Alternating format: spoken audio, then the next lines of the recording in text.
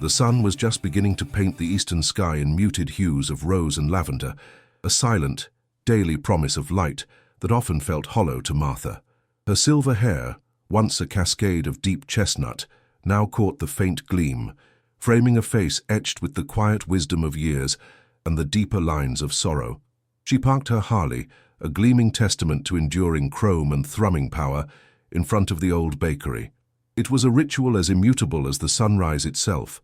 Strong coffee, bread still warm from the oven, and the comforting hush of the day's fragile beginning. This silence, however, had been her most constant companion since her husband had departed, leaving behind an echoing emptiness that no roaring engine could entirely fill.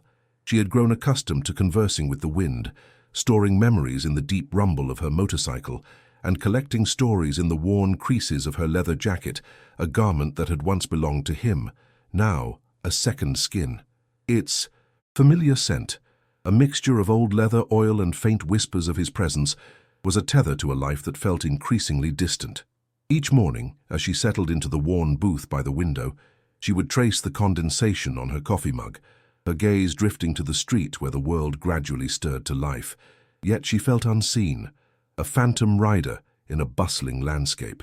Just yesterday, at the local market, a hurried young man, absorbed in his device, had bumped past her. Without a glance, muttering an automatic, unfeeling apology, as if she were merely an inconvenient obstacle. The subtle sting of that dismissal was a familiar ache, a testament to the way society often rendered those of her age invisible, their rich tapestries of experience reduced to mere background noise. A brief, sharp flashback flickered behind her eyes, her husband's boisterous laugh filling this very bakery, his hand warm over hers as they shared a pastry. The memory, once a source of comfort, now carried the bittersweet tang of something irrevocably lost, a ghost limb aching with a love that still pulsed but had nowhere to go. She would sometimes unconsciously reach for the empty seat beside her, a habit born of decades of companionship, only to recoil from the cold air. As Martha emerged from the bakery that particular morning, the aroma of fresh yeast still clinging to her, something caught her eye. On the seat of her beloved motorcycle, a small piece of paper tucked under the chrome strap fluttered gently in the nascent breeze. She reached for it, her fingers gnarled from years of work and riding, carefully retrieving the note. The handwriting was unmistakably childlike, each letter formed with earnest deliberation, yet slightly askew, hinting at a small hand still learning the contours of language. She unfolded the paper, her breath catching slightly as she read the simple, heartfelt message. "Please, lady with the beautiful bike, teach me to be strong. Like you." A quiet tremor ran through her. Who could this be? She scanned the immediate vicinity, her eyes sweeping across the quiet street, the still closed storefronts, the distant park, but saw no one. A shiver, not of cold, but of a profound, unexpected recognition passed through her. The words, penned by an unseen hand, held a weight she hadn't felt in years. She carefully folded the note, a precious secret, and tucked it into the inner pocket of her worn leather jacket, close to her heart, where the faintest scent of him still lingered. The silence no longer felt quite so empty. A seed of curiosity, dormant for too long, had just been planted. She knew, with a certainty that settled deep in her bones, that she would return tomorrow, drawn by an invisible thread woven by a child's simple plea. The bike, her confidant, now held a new kind of silent conversation, a promise of a connection waiting to unfold. The following morning, the dawn's cool breath still ghosting across the quiet street, Martha found herself pulling into the same spot outside the bakery, a full hour earlier than usual. Her heart, a weary anchor in the sea of her grief, held a new, fragile flutter. The air itself seemed charged with anticipation, a silent question hanging between the old storefronts and the dew-kissed pavement. She dismounted, her movements practiced and fluid, the familiar weight of the Harley a comforting presence beneath her. She walked around to the passenger seat, her gaze immediately drawn to it, and there it was, another small piece of paper, precisely where the first had been, held in place by the gentle pressure of the chrome strap. Her gnarled fingers, a little steadier this time, reached for it. The same hesitant, childlike script adorned the page, a testament to the unknown artist's persistence. This time the words were an even deeper echo of vulnerability and a nascent hope. Today I cried again, but I thought of you and felt better. Those simple sentences struck Martha with a force that transcended mere words.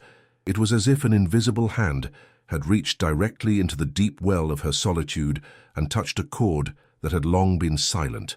Someone, unseen and unknown, was observing her, perceiving a strength in her that even she, in her quiet moments of despair, rarely acknowledged. The indifference of the world, the countless averted gazes, the dismissive gestures, they had all conspired to erode her sense of self, leaving her feeling like a fading photograph. But this child, this small unknown soul, saw past the silver hair and the somber expression. This child saw a hero. A wave of profound, tender empathy washed over Martha.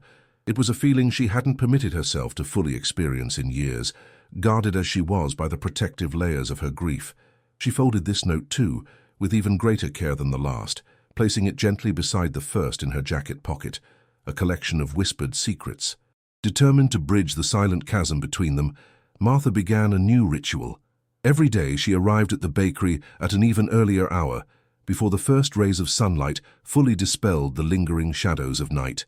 She would park her bike and wait, sipping her coffee from a thermos, her eyes patiently scanning the quiet street, searching for any sign of her cryptic correspondent. Days turned into a week, then another. Each morning brought a fresh note, sometimes hidden in the handlebars, sometimes tucked beneath the saddlebag, each note a fragment of a young heart's journey. My drawing broke. You would know how to fix it. Or, they said I was clumsy.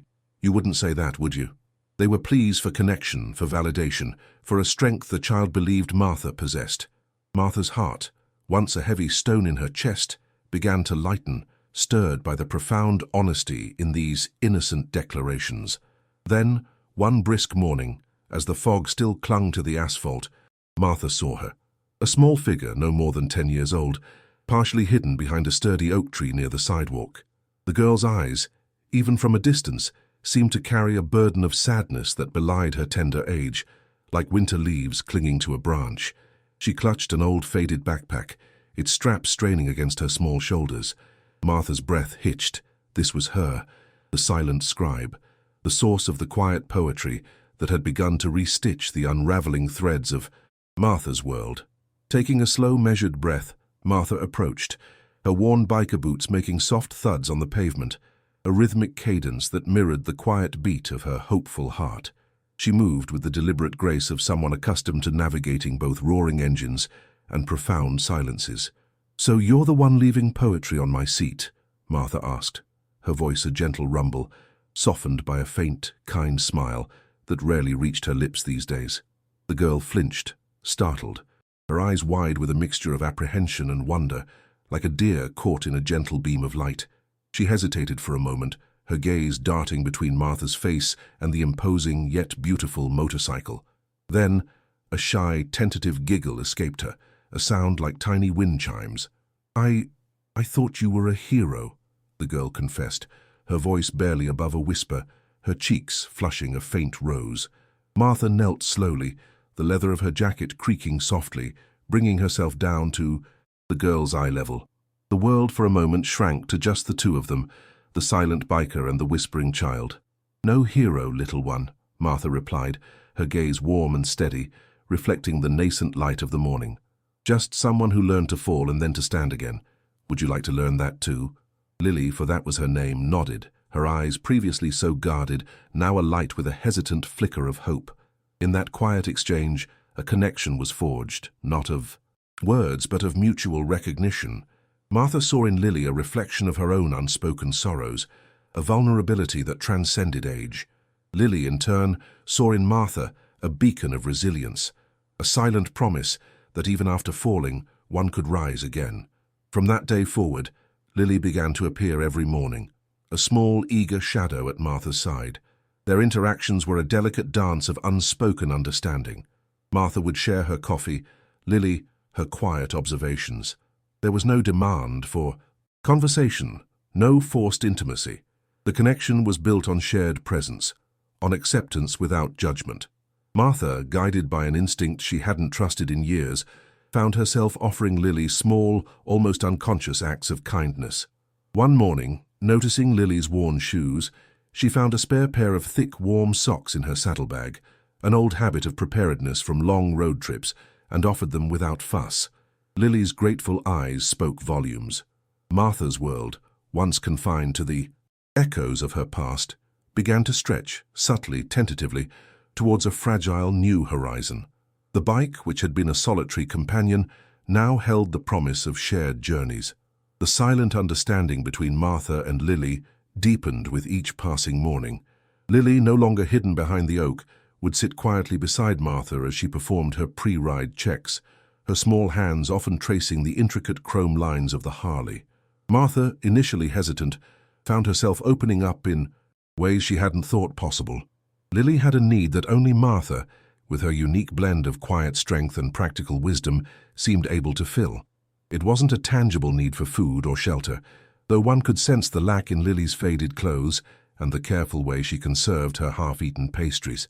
It was a deeper, more profound hunger, a hunger for consistent presence, for genuine attention, for the kind of patient mentorship that her own busy world could not provide.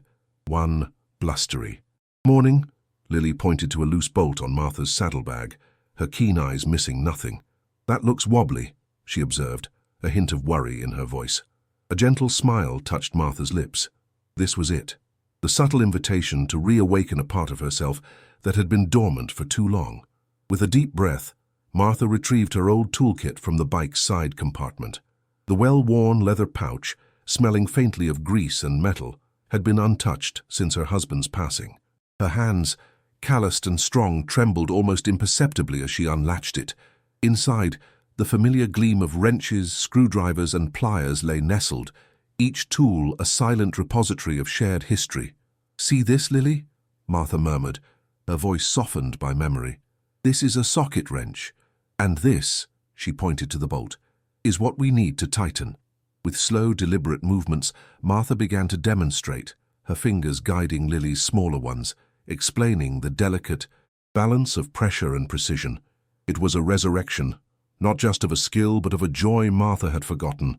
The rhythmic clink of metal against metal, the satisfying click of a tightened bolt, the scent of oil and gasoline. These sensations, once so intrinsically linked to her husband, now began to take on a new meaning.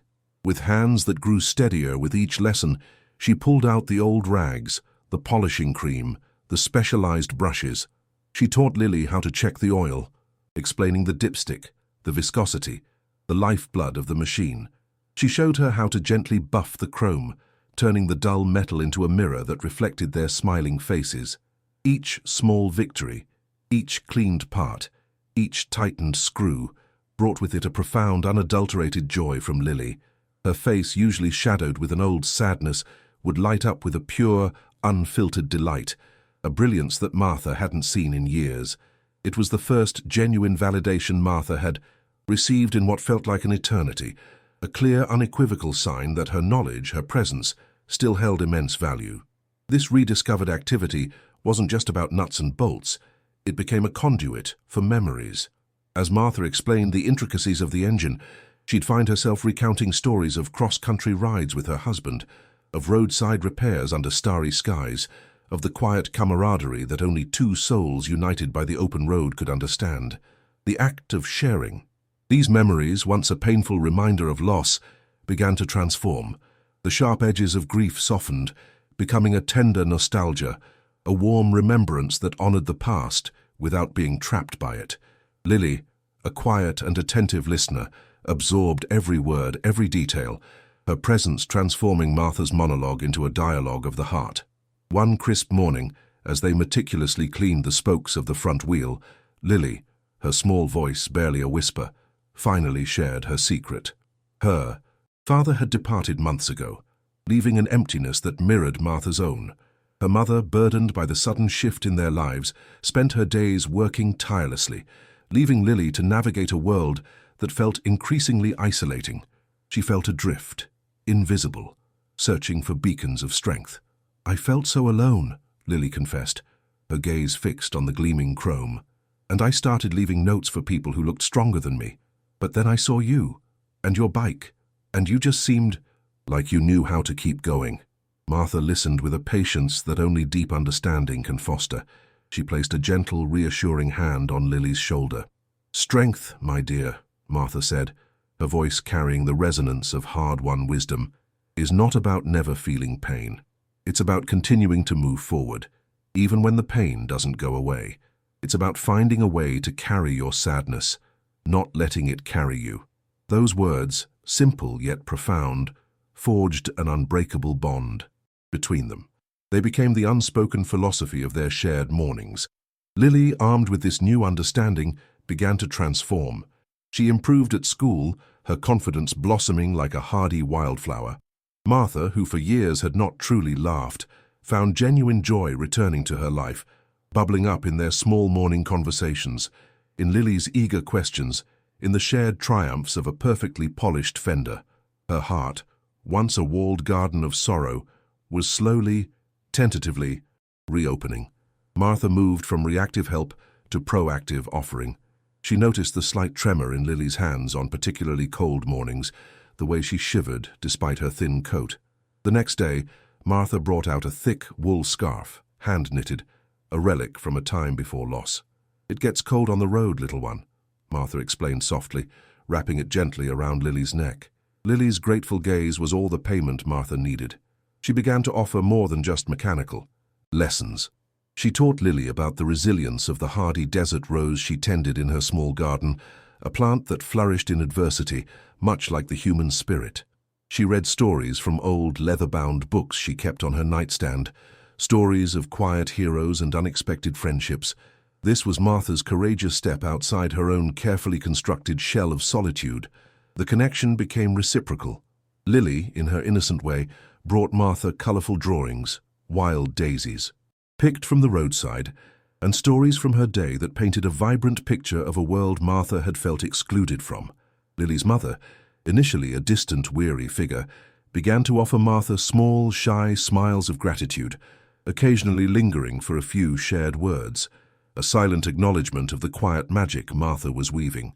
Martha now understood, deeply and profoundly, that her path to healing was not about receiving, but about the profound, transformative power of giving. Pause a moment. What dormant talent within you awaits the right person to awaken it? Share that small magic in the comments below. The quiet warmth generated by Martha and Lily's morning rituals began to ripple outwards, a gentle, expanding circle of influence in their small community.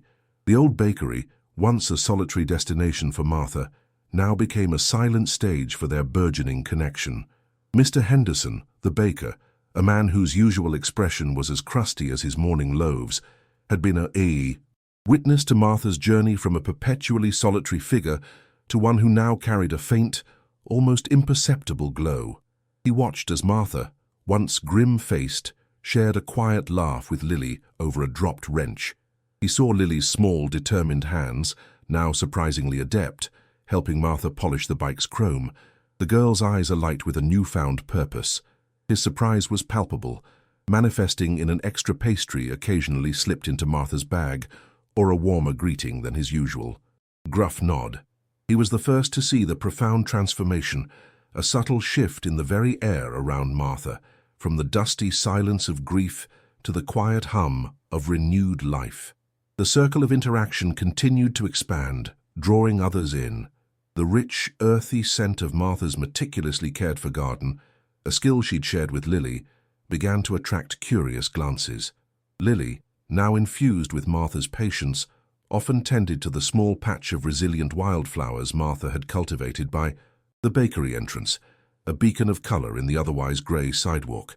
People would stop, admiring the vibrant blooms, and sometimes a kind word would be exchanged, a question about the secret to their resilience. Martha, no longer shrinking from interaction, would offer a soft explanation, her voice gentle, her eyes reflecting the quiet strength she now embodied. One morning, a harried delivery driver, a man named Frank, who usually navigated the street with a brusque efficiency that bordered on rudeness, parked his truck too close to Martha's bike, nearly scraping its fender. In the past, Martha might have recoiled, her heart sinking with the familiar sting of disrespect. But now, Armed with a new, quiet sense of value, she simply met his flustered apology with a calm, steady gaze. "Careful, son," she said, her voice devoid of anger, merely a quiet assertion of boundaries. "This old girl has stories in every dent." Frank, expecting an outburst, blinked, disarmed by her serene dignity. He mumbled a more sincere apology and made sure to give the bike a wide berth from then on. It was a small moment, but it represented a significant shift. Martha was no longer invisible. Her presence commanded a quiet, earned respect. The symbolic object, her husband's worn leather jacket, once a garment of mourning, began to transform. Martha had always worn it as a protective shield, a tangible link to a past that consumed her. Now, though still imbued with his memory, it represented more than just loss. It was a cloak of resilience, a testament to her journey. She found herself one afternoon carefully stitching a small, colourful patch onto its sleeve, a wildflower Lily had drawn for her, mirroring the ones in their shared garden. It wasn't about forgetting. It was about integrating the past into a vibrant, living present. The jacket, like Martha herself, was becoming a canvas for new memories, new colours, a living testament to a life that had found its bloom after a long winter. The culmination of this quiet transformation arrived with the annual community picnic, an event held in the town square. Lily, with Martha's patient guidance, had become quite skilled in sketching the intricate details of motorcycles. She had taken to drawing Martha's Harley from various angles, capturing its essence. On a whim, Mr. Henderson, the baker, had suggested Lily enter her drawings in the community art display, a small side event at the picnic. Martha, hesitant at first, was persuaded by Lily's wide, hopeful eyes. And so, on a sunny afternoon, a small collection of Lily's detailed sketches adorned a display board. The antagonist indifferent from earlier, Frank, the delivery driver, paused by the display, a rare moment of stillness in his hurried day. He saw the intricate lines of the Harley, captured with surprising accuracy by a child's hand. He saw the distinctive silver hair of the rider, subtly imbued with a fierce, quiet strength. He remembered the calm dignity Martha had shown him. A flicker of recognition, then respect, crossed his face. He even nodded slightly in Martha's direction, a rare gesture that spoke volumes. The transformation was undeniable. Martha, who once sat on the periphery, now found herself at the heart of quiet admiration. Later, as the sun began to dip, casting long golden shadows, Martha watched Lily, beaming, receive a small ribbon for her drawings. The applause was gentle, but the warmth of the moment was immense.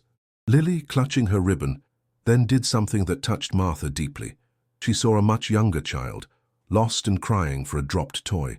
Without hesitation, Lily knelt, her small hands gently retrieving the toy, her voice, now steady and confident, offering words of comfort, a mirror of the kindness Martha had shown her.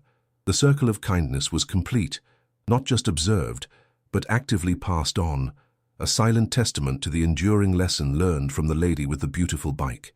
Martha, standing amidst the gentle hum of community, felt a profound sense of fullness, a silent acceptance of her new, cherished place in the world.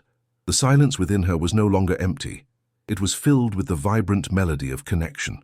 The community picnic marked not an end, but a beautiful, poignant turning point. Martha watched as Lily, clutching her small ribbon, demonstrated the quiet kindness she had learned, helping a younger child retrieve a lost toy. In that moment, a wave of profound understanding washed over Martha. It was more than just seeing Lily grow. It was recognizing the tangible evidence of her own healing. The silence, which had been a heavy shroud for so long, now felt different. It was no longer the oppressive silence of an empty house, but the quiet hum of a soul at peace, of a garden in bloom after a long, arduous winter. Martha's internal landscape had shifted seismically. The pain of loss had not vanished entirely. It had simply transmuted. Like the resilient desert rose she often admired, her grief had found a way to become a rich soil from which new life could spring. The memory of her husband, once a source of aching absence, now manifested as a gentle presence, an enduring warmth that infused her actions and thoughts. She no longer prepared 2 cups of tea, leaving one untouched. Instead, she savored her single cup, allowing the quiet ritual to be a moment of personal reflection, a remembrance filled with gratitude rather than sorrow. The echoes of his laughter in the house were now accompanied by the lighter, newer echoes of Lily's giggles, not replacing, but enriching the tapestry of her memories. She found herself observing the world with a clarity she hadn't possessed in years. She noticed the small gestures of strangers, the shared understanding in a glance, the unspoken narratives woven into the fabric of everyday life. Her heart, once guarded and withdrawn, had rediscovered its capacity for empathy, not just for Lily, but for the myriad souls she encountered. The hurried delivery driver, Mr. Henderson, the quiet old woman who always bought the same rye bread. They were no longer just indistinct figures in her periphery. They were individuals, each carrying their own unseen burdens, each deserving of a moment of quiet recognition, a gentle smile. Martha realized that the strength Lily had initially seen in her was not the absence of vulnerability, but the courage to lean into it, to navigate the churning waters of grief, and to emerge on the other side with an open heart. She had shown Lily through quiet actions and patient words that true resilience was found not in hardening oneself against the world, but in remaining tender, in choosing connection over isolation. The motorcycle, her beloved Harley, which had been a symbol of both freedom and solitary escape, now carried a different meaning. It was a vessel of connection, a tangible representation of the journey she had shared with Lily, a testament to the fact that even the most individual path could intersect and enrich another's.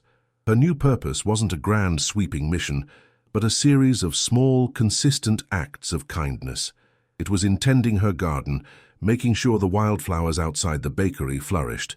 It was in the quiet moments of listening, in offering a steady hand or a reassuring glance. She understood that healing was not a destination, but a continuous process, a garden that required constant tending, gentle watering, and the occasional removal of weeds, not with anger but with diligent care. The world hadn't necessarily changed, but Martha's perception of it had. The subtle shifts in how others interacted with her, the warmer greetings, the respectful nods, the quiet acknowledgements, were external manifestations of her profound internal transformation. She had stepped out of the shadows of her grief and into the gentle light of a rediscovered self.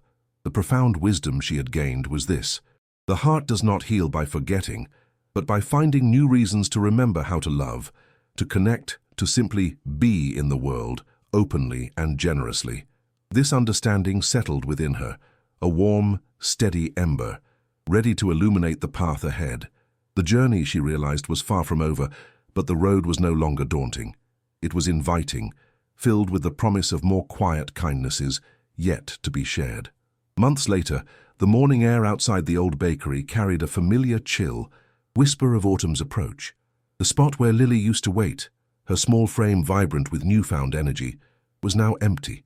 Lily's family had moved to another town, seeking new beginnings, and the familiar rhythm of their shared mornings had gently, irrevocably ceased.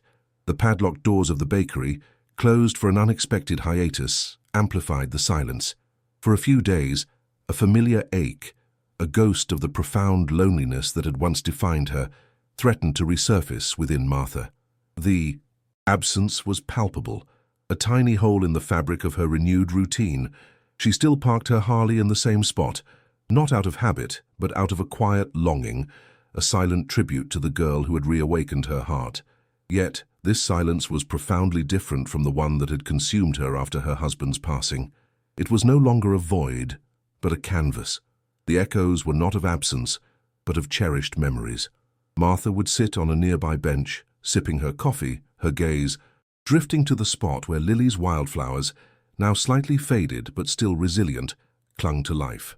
She saw not the end of a chapter, but the indelible mark left by a precious connection, a testament to the transformative power of a child's simple request. One afternoon, while tidying her toolkit, that old worn leather pouch that smelled faintly of grease and shared lessons, Martha's fingers brushed against something delicate. It was another note, forgotten and tucked away in a corner. Its paper softened by time. The familiar, earnest handwriting brought a gentle smile to her lips. "Lady with the beautiful bike, thank you for showing me that even the wind can be a friend." Martha carefully unfolded it, rereading the words, and a wave of profound gratitude washed over her. Lily had not only seen her strength, but had also understood the silent wisdom she carried, the quiet truth that comfort and companionship could be found in the most unexpected places, even in the unseen forces of nature. She walked to her Harley, her fingers tracing the polished chrome, a silent communication with the machine that had been both witness and catalyst. The motorcycle, once a symbol of her singular journey and her escape from sorrow, now pulsed with the memory of shared laughter, of small eager hands learning to polish, of whispered secrets under the early morning light. It was no longer just her bike. It was a living monument to connection, a silent testament to the idea that love, in its many forms, never truly leaves but merely changes its expression. Martha climbed onto the seat, the familiar leather a comforting embrace. She turned the key, and the engine roared to life, a deep, resonant rumble that was now entirely her own, yet carried the faint, beautiful echo of a child's laughter.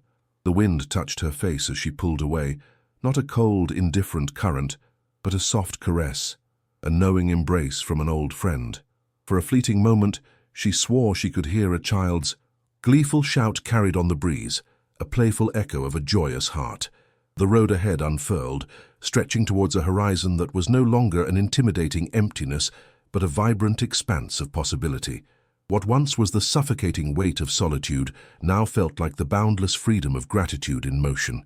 She had truly come to understand that the truest journeys are not measured by the miles traveled, but by the quiet kindnesses shared along the way, by the lives touched, and by the courage found in opening one's heart, even after profound loss. And she finally understood. The most beautiful gardens are not those without weeds, but those where each flower has learned to grow around its scars, stronger and more vibrant because of them. This wasn't just a story about a woman and a girl. It was a quiet symphony about the resilience of the human spirit, the profound power of an unexpected connection, and the gentle, persistent melody of healing. Martha's journey, from the silent echoes of grief to the vibrant hum of rediscovered purpose, reminds us that the seeds of transformation often lie hidden in the small, unseen acts of kindness we extend to others. She showed us that the truest strength isn't found in avoiding pain, but in embracing vulnerability, in learning to stand again after falling, and in allowing our dormant talents to be awakened by the innocent eyes of those who need us most. This was her soul's spring, a blossoming born from the fertile ground, of loss and nurtured by the unwavering light of compassion. If Martha's story has watered something deep within you, if it has stirred a quiet remembrance, a flicker of hope, or perhaps even a recognition of your own hidden strength, we invite you to share that feeling. Leave a bloom in the comments below, letting us know you're here, that her journey resonated with your own quiet battles and triumphs. Tell us what invaluable lesson you've gleaned from her gentle wisdom, from her unwavering spirit. Perhaps it's the understanding that even the deepest sorrow can pave the way for unparalleled joy, or that the smallest gesture can ignite the brightest flame of hope. Do not let your own story, your own unique tapestry of resilience and compassion, wither in silence. Your experiences, your insights, your personal blooms are valuable. They contribute to a collective garden of empathy and understanding, enriching us all. We are here to listen, to connect, to acknowledge the quiet courage that defines your own journey. Let your voice be another bloom in this shared garden of the soul.